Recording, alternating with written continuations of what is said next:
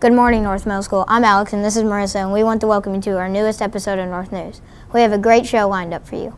Our first story is from Jordan. He was able to get an interview with Stephen from the Stephen and the Dummies Assembly. Let's go to that now.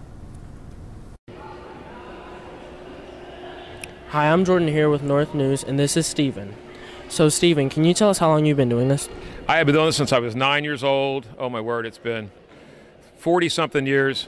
And the schools, too, because I actually started doing school assemblies first. I was actually younger than the audience, when I was doing schools. So I would walk in, and they'd say, "Get to your seat." They'd think I was like a kid at the school. I'm the performer. And where'd you get the idea to do this? My dad was actually an evangelist. He would travel around from church to church. So I would start taking the kids and imitating people and magic tricks and all that, and then it just kind of snowballed and snowballed. I saw people as a kid. I mean, Jerry Lewis was a big influence with me. There's a couple of ventriloquists that I saw growing up that were really influences on me. Anybody with prop comedy and that kind of thing. When I was really little, they came to our church, and I'd be like, "I want to do that." And my parents were like, "Yeah, right." You always think when kids get into the show, they want to be in show business. It's almost like, but now look at all these years later. Now they laugh about that but they really did believe in me. I mean, my parents really did. My mom would drive me. Of course, I didn't even drive. I was too young, so she would drive me to the shows. She would go shopping somewhere, come back, pick me up, and then my poor mom. And where all have you been? We have been just about to every state in Canada and just about every big city. This tour is about a 200-city tour. And we'll get a little break in the summertime, and then we'll start again in September. Next year's tour is probably going to be one of the biggest tours we've ever had. We just got signed by another agency that's going to take us over out of Kansas. So they have us booked. They're already booking us now. So it's going to be a great tour. And where are you going next? We are going to Lexington, Kentucky. Yep, not too far. Is there anything else that you want to say to the students here at North? I just want them to really respect each other. It's a lot of fun. We make people laugh, and that's our job, and it's fun. But I want them to take away, the message today about, just watching what you say and understanding what somebody's going through. We're all going through a struggle. If I would have asked today how many have a struggle in their life with their family or health, probably everybody would have had their hand up. We don't know what's going on in somebody's life. I want them to understand that. Okay, thank you. Thank you, Jordan.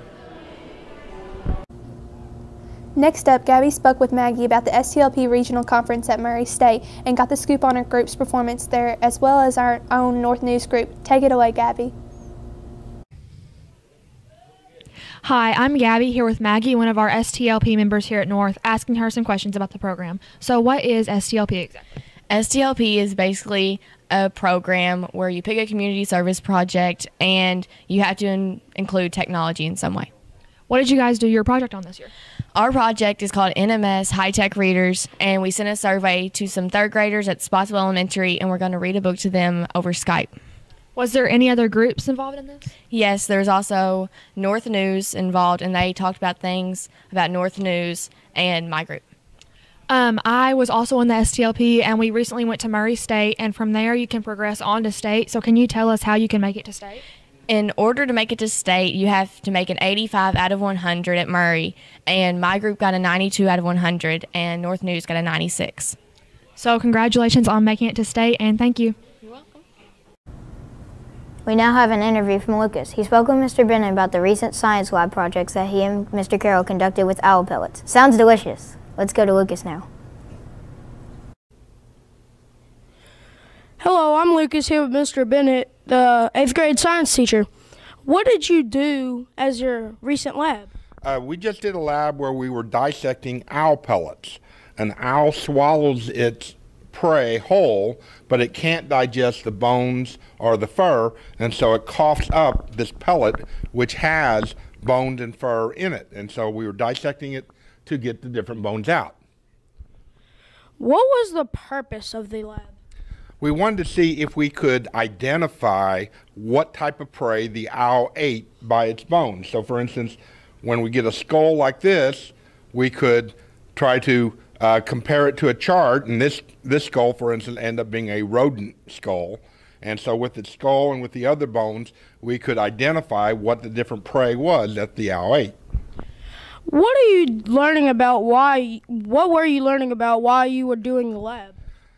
Well, we were learning how to identify bones because our unit right now is dealing with fossils and how paleontologists look at bones to try to figure out ancient and extinct animals that were once on Earth. And so we were kind of mimicking that by using bones for rodents that are in existence today and identifying them and putting them together.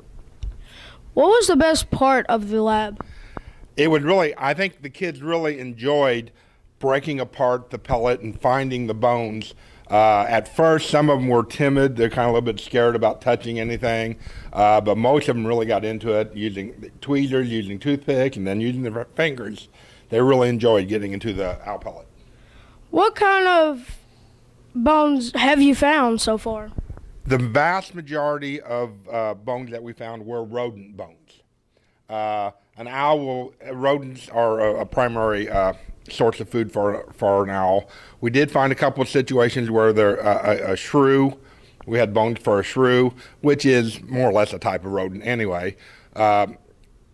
Sometimes you might find even bird bones, but in our case we didn't find it, and I believe that might be because we had smaller pellets, and so it's smaller prey that we found. Okay, thank you.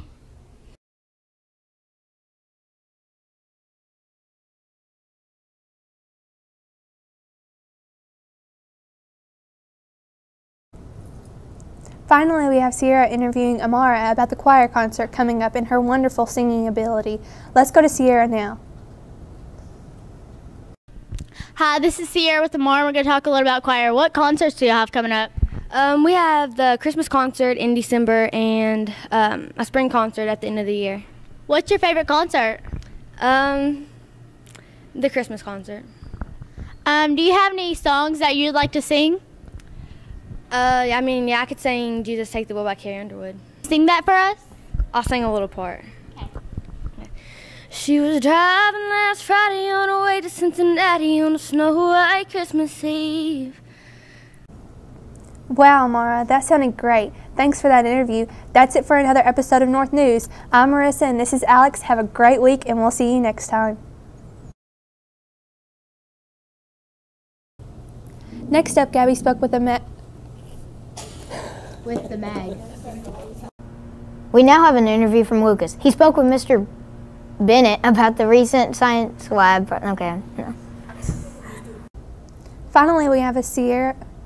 Never mind.